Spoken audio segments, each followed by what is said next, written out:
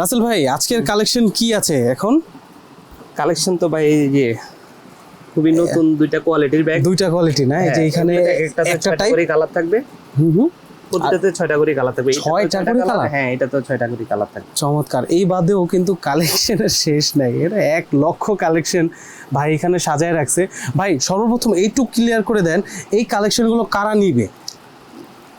যারা হোলসেল করবেন, যারা অনলাইন বিজনেস করবেন, সাধারণত হোলসেলে অনলাইন বিজনেস করতে চান, তারা আমাদের কাছে যোগাযোগ করবেন। কিন্তু একটা দুইটা না, একটা দুইটা নট পসিবল, একটা দুইটা পসিবল না ভাই।